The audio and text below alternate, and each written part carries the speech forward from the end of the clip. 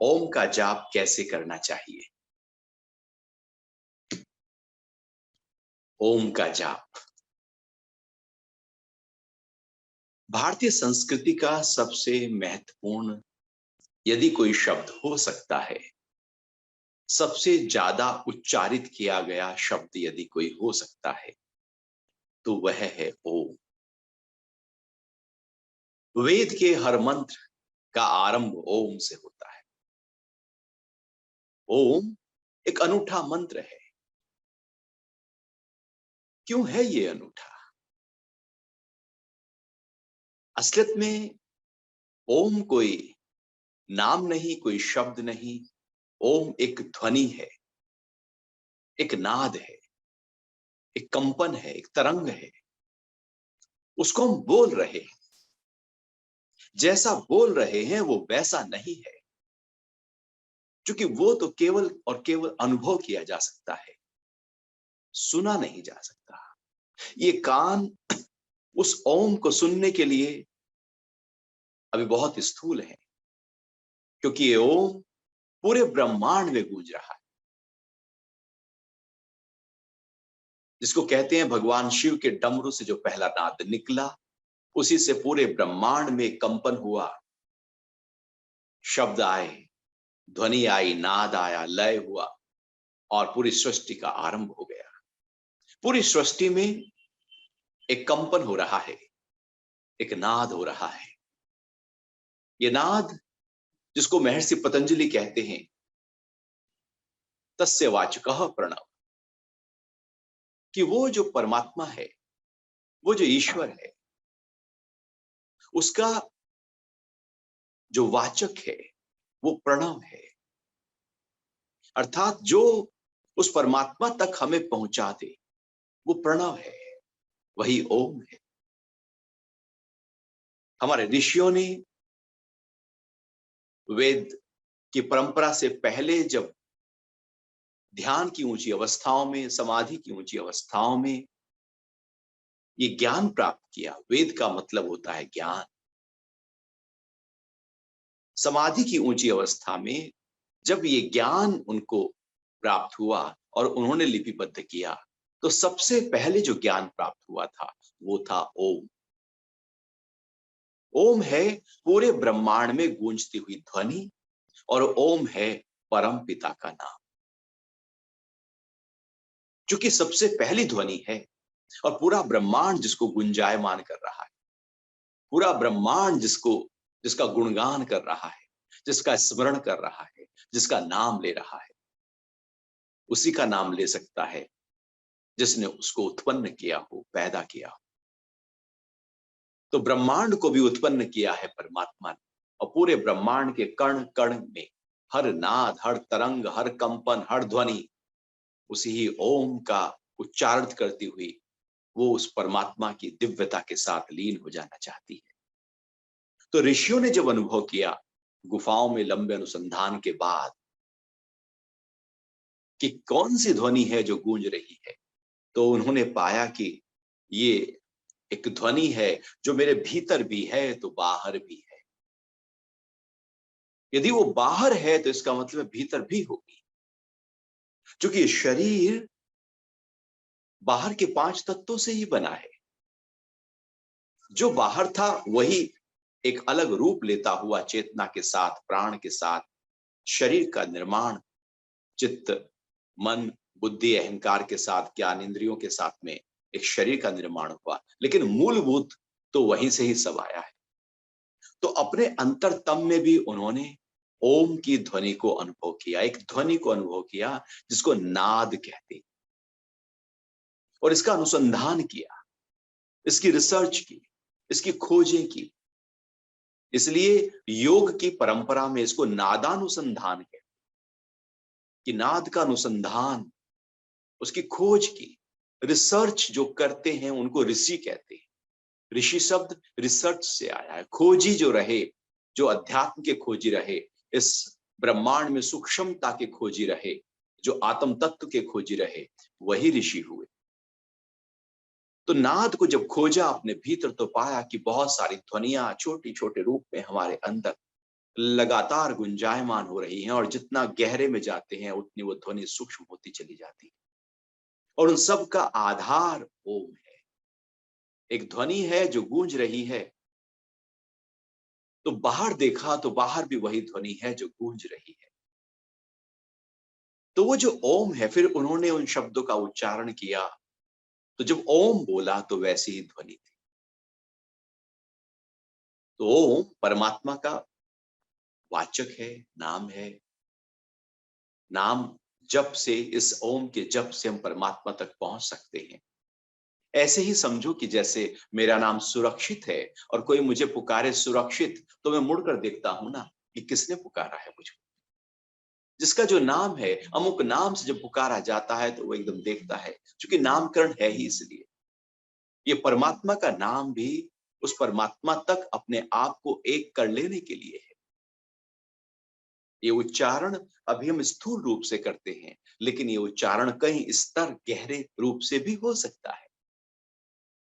क्योंकि परमात्मा का नाम है, इसलिए हर मंत्र के पहले वेदों में ओम लिखा गया, उपनिषदों में ओम लिखा गया, और ये एक अद्भुत मंत्र हो गया क्योंकि परमात्मा का वाचक है। जब हम इस ओम का उच्चारण करते हैं, अब मान लो जितने भी लोग सामने हो और एक सामूहिक रूप से ओम का उच्चारण किया जा रहा हो, तो सबका उच्चारण अलग अलग तरीके से होगा। एक जैसा उच्चारण न हो पाएगा। हर व्यक्ति अपने हिसाब से उच्चारण करेगा। कोई ओ बड़ा, कोई ऊ छोटा, कोई म, अलग अलग तरीके से उसका उच्चारण होने लगेगा। असलियत में ओम का उच्चारण जब हम करते हैं तो उतना शुद्ध नहीं होता। जब हम ओम का उच्चारण किया जाता है तो वह शुद्ध होने लगता है। करने में और किए जाने में अंतर है। करना करते पने से होता है, मैं कुछ कर रहा हूं, मैंने ओम का जाप किया। और एक है कि हो रहा है, वो शुद्ध हो जाएगा, वो वास्तविक हो जाएगा और वो हमें जोड़ देगा उस परम तत्व के साथ। ओम में अ, उ, म 3 अक्षर हैं। और एक कमाल की बात है कि ये तीनों अक्षर यदि आप उच्चारण करें अलग अलग, तो इसमें जीभ का प्रयोग नहीं होता। जैसे आप मुंह खोलें और एक एक आवाज करें, बस कुछ बोलें, तो जो आवाज होगी वो आ, की होगी। जैसे गाय देखा, भैंस देखा, मुंह खोलती है, आवाज करती है, आ की आवाज आती है। मुंह खोलकर जीभ का बिना प्रयोग किए जब कंठ से एक ध्वनि उत्पन्न की जाती है, तो वह ध्वनि अ होती है। इसका मतलब हुआ कि जीभ का प्रयोग नहीं हुआ, आर्टिफिशियल कोई शब्द नहीं बना। अब हम ऊ को देखते हैं। ऊ मतलब होठों को गोल करते हुए जब एक उच्चारण किया जाए, ऊ, तो आप देखेंगे आपकी जीभ जो है वो नीचे ही आराम से अपनी जगह पर है और एक उच्चारण हो रहा है होठों को गोल बनाकर। वहां पर भी जीभ का प्रयोग नहीं। इसका मतलब है कि वो आवाज भी हम पैदा नहीं कर रहे हैं, वो तो हो रही है। चलो ठीक है। अब म की बारी आती है। अब म में भी आप मुंह बंद कर लीजिए और फिर वही जो अ था, जो पहला अ था, फिर होठ गोल करके वो अ, होठ पूरा खोलकर अ बना, गोल करके ऊ बना और बंद करके म बन गया। ध्वनि वही है।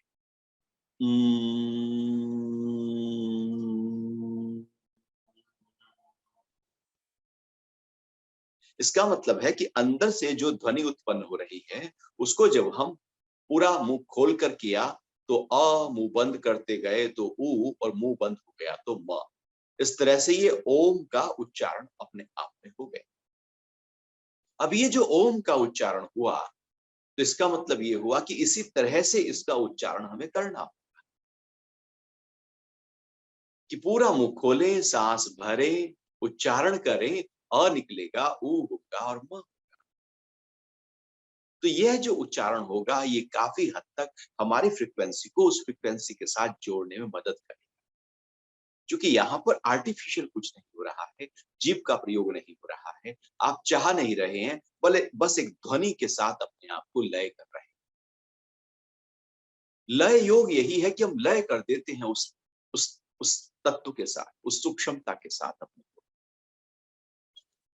तो ओम के उच्चारण में, चूंकि ये ओम का उच्चारण जब को हम ज्यादा जोर से फोकस करते हैं तो ध्वनि जो है वो नाभि से उठती है, या यूं कहें कि मूलाधार चक्र, स्वादिष्ठान चक्र और मणिपुर चक्र, इन तीनों चक्रों पर इसका प्रभाव सीधे तौर पर आने लगता है। इसलिए जो संगीतज्ञ है, शास्त्रीय गायन में जब का उच्चारण किया जाता है, ऊंचा स्वर लगाया जाता है, तो वो स्वर नाभि से उठता है, बिल्कुल गहरे से उठता है। जितने गहरे से उठेगा, क्योंकि सारी नाड़ियों का उत्पत्ति स्थान जो है वो हमारा नाभि होता है, कंद स्थान होता है, नाभि से 2 अंगुल नीचे।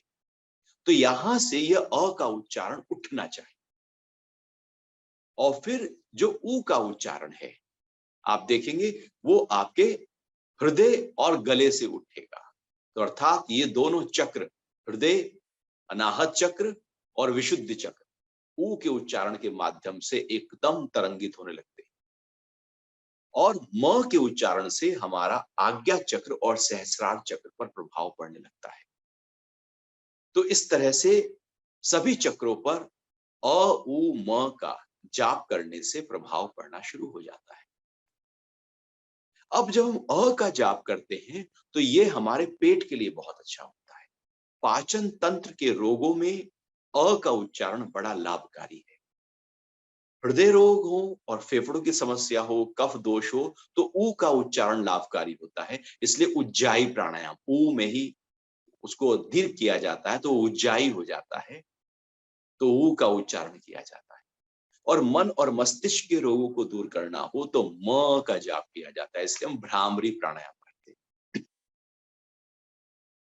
भ्रामरी प्राणायाम में भी म का जाप होता है। तो नीचे से स्वर उठा, ऊ मध्य स्वर आया और म मस्तिष्क की तरफ स्वर गया। इस तरह से हम पूरे शरीर के स्वास्थ्य को ओम के जाप के माध्यम से और बेहतर कर सकते हैं। दूसरा, हमारे 5 प्राण हैं।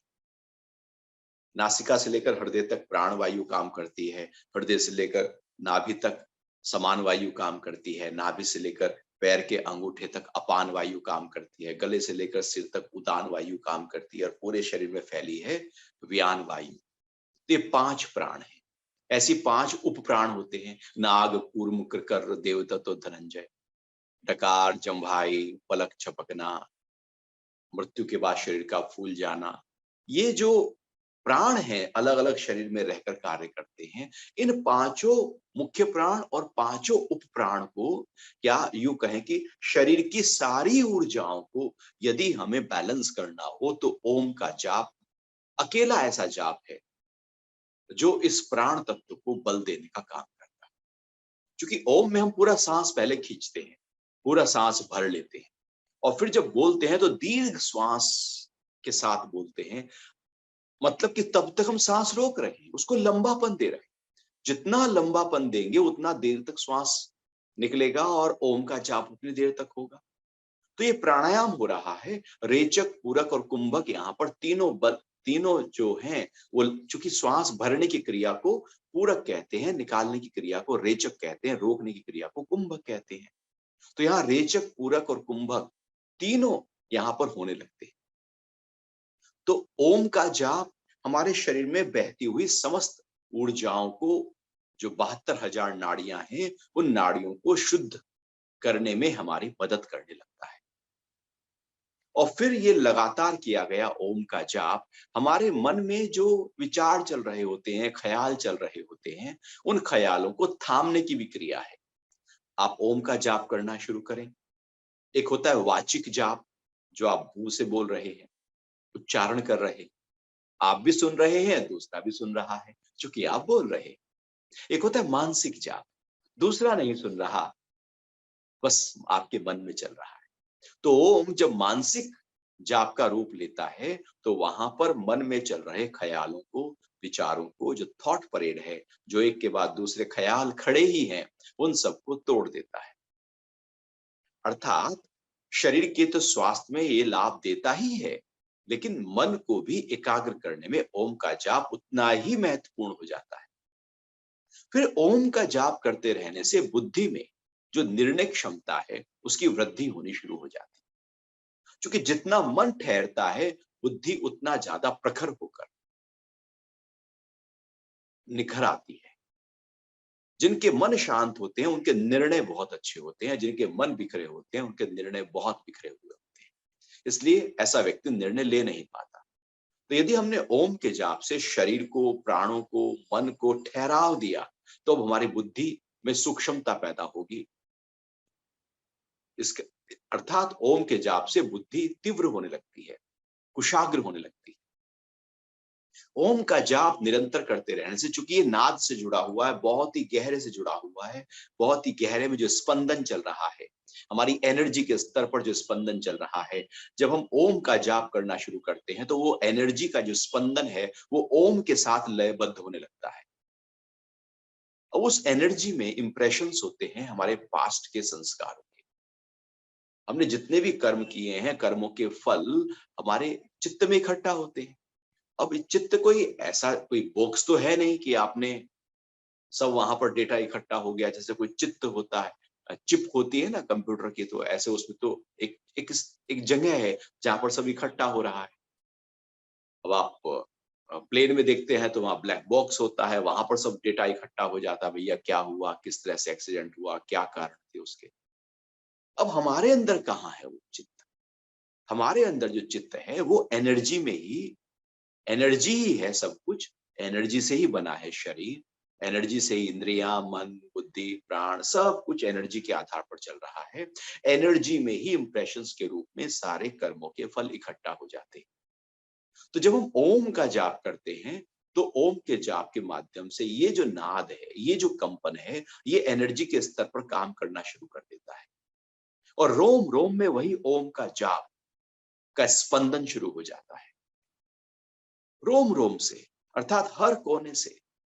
जब हर कोने से ओम का जाप का स्पंदन शुरू हो जाए, कंपन शुरू हो जाए, लय शुरू हो जाए, नाद शुरू हो जाए, तो इसका मतलब ये हुआ कि वहां पर जो हमारे हमारी जो पहली धारणाएं थी, मान्यताएं थी, सूचनाएं थी, सब कुछ जो पास्ट का एक्सपीरियंसेस थे, संस्कार थे, पास्ट के पुराने जन्मों के पड़े हुए, उन सब की सफाई होनी शुरू हो जाती। या यूं कहें कि ओम के जाप से चित्त की सफाई हो जाती है और चित्त भी अब चेतनमय हो जाता है। और इस तरह से जब ये सफाई होती है तो अब हम उस चेतना का अनुभव करने लगते हैं जो मैं हूं। अपने आत्म तत्व तक हम इस जाप के माध्यम से पहुंच सकते हैं। अर्थात कई स्तर हो गए इस ओम के जाप के, स्थूल से लेकर सूक्ष्म और अति सूक्ष्म तक ओम का जाप अपना प्रभाव दिखा सकता है। एक है कि बस ओम का जाप ऐसे उच्चारित किया जा रहा है, एक है वो ओम का जाप अर्थ और भाव के साथ उच्चारित किया जा रहा है।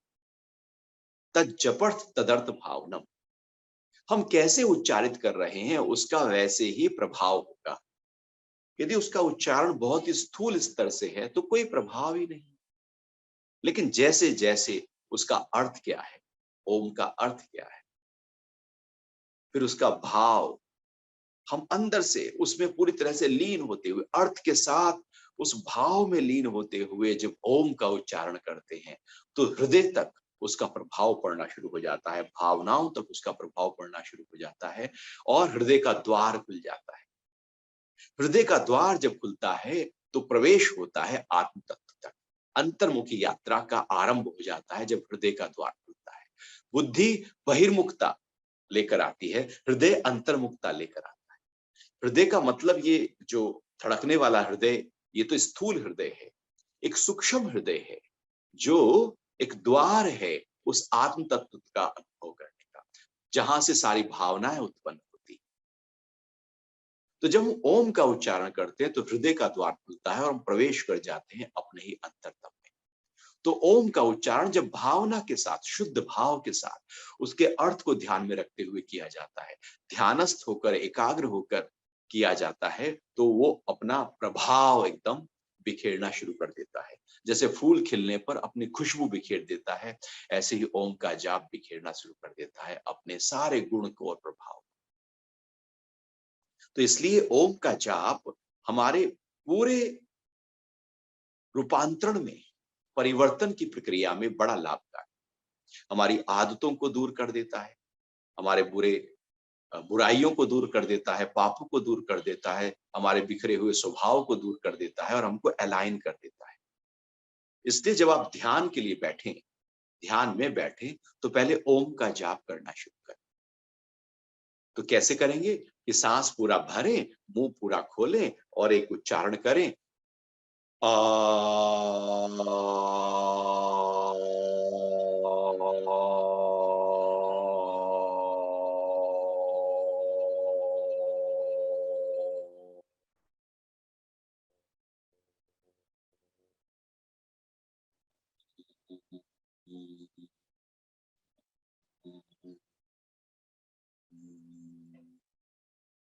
बस धीरे धीरे मुंह बंद करते चले गए और मां के गूंज तक पहुंचते चले गए।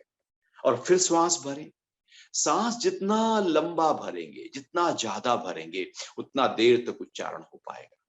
और जितनी ज्यादा देर तक निकालते जाएंगे, उतना पूरा रेचक हो जाएगा, उतना पूरा श्वास निकल जाएगा।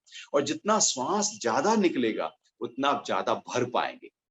तो इस तरह से हर बार आपका जो ओम का उच्चारण है, ये गहरा गहरा और गहरा होता चला जाएगा। आंखें बंद करके अपने मन को पूरी तरह से इस ओम के जाप पे लगाते हुए लगातार इस जाप को करते रहे बिना गिने, जब तक आप कर सके। फिर धीरे धीरे क्या करना, अभी तो ये उच्चारण कर रहे हैं जोर से, और फिर इसको, आवाज को, इस ध्वनि को धीमा कर देना। ओ, चूंकि अब आप समा रहे हैं धीरे धीरे, जैसे तालाब में, सरोवर में पत्थर डालने से तरंगे पहले बहुत दूर तक जाती हैं और फिर धीरे धीरे धीरे धीरे वो छोटी होती चली जाती है। ऐसे ही आप भी धीरे धीरे धीरे धीरे ओम के उच्चारण को पहले बहुत ही वाचिक किया था, जोर से किया था, जिससे मन में जो बहुत सारे ख्याल चल रहे हैं वो ठहर जाएं, जिससे शरीर में जो हलचल है वो ठहर जाए, जिससे इंद्रियां जो बहुत बाहर की तरफ, विषयों की तरफ दौड़ती हैं, वो ठहर जाएं। आपने एक उच्चारण किया है और सब को शांत कर दिया। अब धीरे धीरे उसको सूक्ष्म करते जाओ और करते जाओ, फिर केवल और आपके होठ हिले, केवल होठ हिले, जिह्वा हिले, और फिर होठ और जिह्वा हिलने ही बंद हो जाए, केवल मन ही मन में ये उच्चारण चलता है। और मन में जब उच्चारण का आरंभ हो तो मन में भी जोर से बोलना, जैसे पूरे जोर से हम बाहर से बोलते हैं, ऐसे मन में भी पूरी जोर लगाकर बोलना। जब मन को पूरे जोर लगाकर ओम के जाप को बोलने देंगे, तो मन का जो पूरा रूप है, अभी हमारा जो मन है वो बहुत ही, हमारा जो चेतन मन है बहुत ही ऊपर के स्तर का होता है। गहरे में तो उसका जो मन है वो बहुत ही गहरे में, 9 गुना और ज्यादा गहरे में होता है। तो जब जोर से बोलते हैं तो मन की गहराइयों तक वो गूंज पहुंचने लगती है, अवचेतन मन तक उसके प्रभाव पड़ने लगते हैं। क्योंकि अवचेतन मन में जो छिपा हुआ है, जो गहराइयां हैं, जो सूचनाएं हैं, जो आपका एक्सपीरियंस है, जो धारणाएं हैं, मान्यताएं हैं, आदतें हैं, सब कुछ मन की गहराइयों में पड़ा है। वहां तक उसकी गूंज पहुंचनी चाहिए, इसलिए मन में भी जोर से बोले। जब जोर से बोलेंगे तो मन ख्यालों से हटेगा, वही गूंज लेकर आएगा, और फिर मन में भी धीरे धीरे करते चले जाए। और फिर एक समय ऐसा आएगा, आपको लगेगा अरे मन में फिर कोई ख्याल आ गया, फिर आप उच्चारण करना शुरू कर दें, जोर से बोलना शुरू कर दें। तो इस तरह से कभी तेज, कभी धीमा, कभी बहुत ही मानसिक, और कभी उस जाप को छोड़ दें और उस ओम की जो आप उच्चारण कर रहे थे, उस नाद को, उस ध्वनि को, उस कंपन को अनुभव करें अपने ही अंतरतम। इसलिए हम उच्चारण के लिए मंदिर का निर्माण इस तरह से गुम्बद नुमा करते थे। तो सारा ध्यान कक्ष, मंदिर का निर्माण इसी तरह से किया जाता था, जिससे जब आप ओम का उच्चारण करें तो वो जो ध्वनि है, जो आप बोल रहे हैं, वो लौट कर आप ही के ऊपर आने लगे।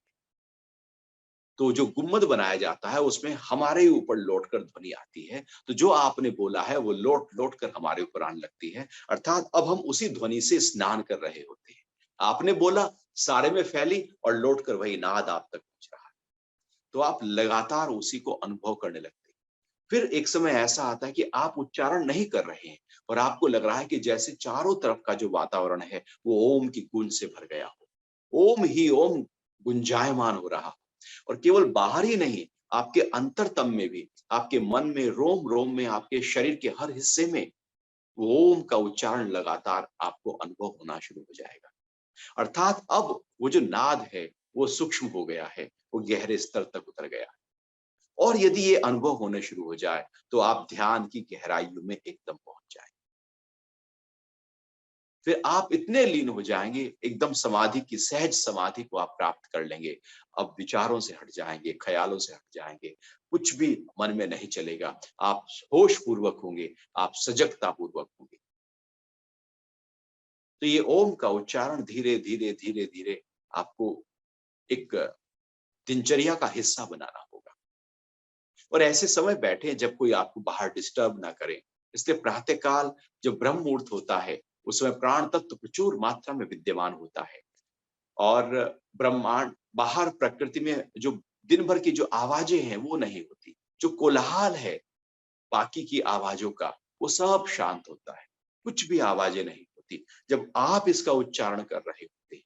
तो ये जो गूंज है, वो जो प्रकृति है, वो इस गूंज में आप देखेंगे कि जो अलाइन, जो जो फ्रीक्वेंसी है वो जैसे टैली हो रही है। बहुत ही शीघ्रता से आपका मन शांत हो रहा है। क्योंकि वो जो प्राण तत्व की प्रचुरता बाहर ब्रह्ममुहूर्त में हो रही थी, प्राण तत्व की प्रचुरता आपके अंदर भी हो रही है। और अब आप एक नाद, मतलब प्राण और फिर नाद दोनों को लय कर रहे। जब प्राण और नाद को लय किया जाता है, तब बहुत ही शीघ्रता से हम ध्यान की अवस्था में उतर जाते हैं। तो सुबह के समय बैठ जाना, एक स्थान लेना, आसन बिछाना, अपने चेहरे को, मुख को पूरब दिशा की तरफ रखना या उत्तर दिशा की तरफ रखना और लगातार उच्चारण करना। कमर गर्दन को सीधा आप जरूर रखिएगा। और ये उच्चारण पहले वाचिक होगा, धीरे धीरे धीरे धीरे मानसिक होगा, फिर आप इसका अनुभव करें। बार बार ये प्रक्रिया आप दोहराते जाएं। आप पाएंगे कि आपका जो मन है वो गहरे रूप में शांत हो गया है और आप ध्यान में उतर गए। तो इस तरह से ये ओम का उच्चारण आप अवश्य करें।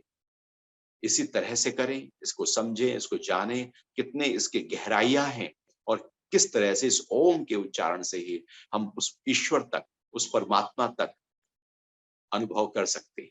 क्योंकि ओम के जाप में प्राण तत्व जुड़ा हुआ है। ये प्रणव है।